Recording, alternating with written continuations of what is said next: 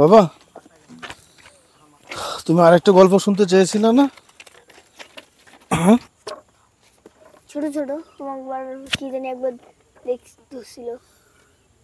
একবার হয়েছে কি, সেতু চাচুর বাবা, হ্যাঁ, তোমার মেঝো দাদু ভাই, হ্যাঁ, তো আমাদের এই যে এইখানে এই যে গলিয়ার দুলাতে ওই যে খাম্বাটা দেখতেছো না? হ্যাঁ হ্যাঁ, ওই পিলারটা, ওই বিদ্যুতের খুঁটিটা, ওইখানে আমাদের জায়গা ছিল। হ্যাঁ, জায়গা ছিল তো তখন ওখানে ধান চাষ করা হয়েছিল। সেটা শীতকালে, এটা ধরো যে অগ্রহায়ণ মাস এরকম হবে। তখন আমাদের ফাইনাল পরীক্ষা, বার্ষিক পরীক্ষা ছিল, পরীক্ষাও চলতেছিল। চাষ করছিল তো তো ওই ধানগুলো পাকছে, ক্ষেতের ধান পাকছে। এখন শীতের দিন, সন্ধ্যা থেকেই, মানে সন্ধ্যার পর থেকেই প্রচণ্ড কুয়াশা, কিচ্ছু দেখা যায় না, অন্ধকার। এখান থেকে এখানে দেখা যায় না শীতে। আমাদের এখানে তো লালমনিরহাটে তো প্রচণ্ড শীত, তুমি তো এটা জানো।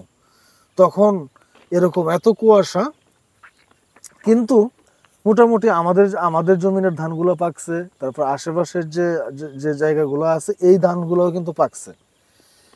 তো সমস্যা হচ্ছে যে বাড়ি তো আমাদের ওইখানে, ধান ক্ষেত এইখানে, এখন চোরে যদি ধান কেটে নিয়ে যায়, ঠিক আছে? তো সেদিন হয়েছে কি, কাজের লোক নিয়ে ওই ক্ষেতের সব ধানগুলো সব কাটছে, কেটে ওই জমিনের মধ্যে ওই ধানের গাছগুলো বিছায়া রাখছে। মানে এই কাঁচা ধান কাটছে তো, ওটা মানে 2 দিন জমিনে রেখে দিতে হয়। রেখে দিলে হয় কি, ওই ধানের গাছগুলো শুকায় না, এই ইয়ের মধ্যেই, ক্ষেতের মধ্যেই। তো ধানের গাছগুলো শুকায় গেলে তারপরে ওটাকে এইভাবে আটি বাঁধে, একটা একটা করে আটি বাঁধে, এরকম আটি বেঁধে তারপরে কামলারা এই ভারে করে অথবা মাথায় করে বাড়িতে নিয়ে আসে। এখন ওই কাজের লোক নিয়ে সমস্ত ক্ষেতের ধান টান কেটে রাখছে। হ্যাঁ, এখন রাতের বেলা যদি ধান চুরে নিয়ে যায়, এখন তো এটা পাহারা দিতে হবে।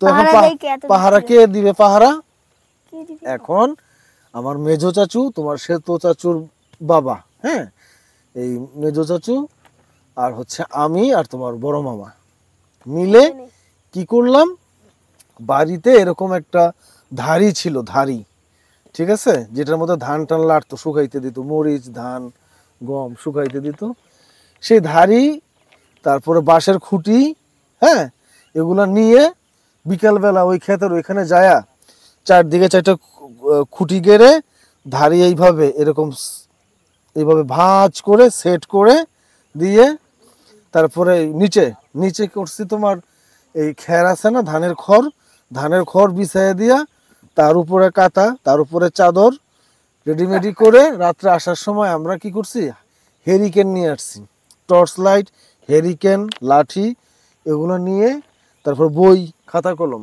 2 দিন পরে বার্ষিক পরীক্ষা। তবে চাচা সহ রাত্রে খাওয়া দাওয়া করে আমরা ওই গলিয়ার দোলার মাঝখানে ওই ক্ষেতের ওইখানে এটা করা হয়েছে, তাঁবুটা গাড়া হয়েছে ধাড়ি দিয়ে, ওইখানে রাত্রে যে সুন্দর করে বিছানা কমপ্লিট করে 2 পাশে 2টা হেরিকেন লাগায়া, হ্যাঁ, বেঁধে দিয়া, তারপরে ওখানে রাত্রে আমরা, আইরে শীত, কোনে ঠান্ডা, এই ঠান্ডার মধ্যে কম্বল, খেতা কম্বল টম্বল সব নিয়ে গেছি, জানো, নিয়ে যে পরে রাত্রে ওইখানে শুয়ে ওইটা ওই, হ্যাঁ, ওটা নিচে শুয়ে লেখাপড়া করলাম, করে ঠোরে শুয়ে ঘুমাইছি। তারপরে কোন দিক দিয়ে সকাল হইছে, চাচা বলে উঠো, পুরো সকালবেলা উঠে চলে আসছে। এইভাবে আমরা 2 রাত ওইখানে ধান ক্ষেত পাহারা দিছি চাচার সঙ্গে। তারপরে ওই 2 রাত পাহারা দিছি, ওই 2 রাত্রেই মনে করো যে পরের দিনেই আবার কামলা নিয়ে, মানে কাজের লোক নিয়ে সমস্ত ধান আবার বাড়িতে নিয়ে গেছে। আমাদেরও ডিউটি শেষ, ধানও বাড়িতে চলে আসছে, আমাদেরও নাইট ডিউটি শেষ। মাঝখান থেকে আমরা 2 জন ওই ক্ষেতের মাঝে 2 দিন রাত কাটাইলাম, ক্ষেত পাহারা দিলাম। এক অন্যরকম মজা, জানো। আর কি কেমন বলো? না, ভূতের না, আমরা তো ভয়ে ছিলাম যে ভূত টুত আসে কিনা, কিন্তু ভূত টুত কিছু আসে নেই, বুঝছো, আমরা ভয় টয় পাই নাই। তো এখন যদি কখনো ওই ক্ষেতের মধ্যে পাহারা দিতে যাও, তোমার কেমন লাগবে? একটু অ্যাডভেঞ্চার লাগবে না?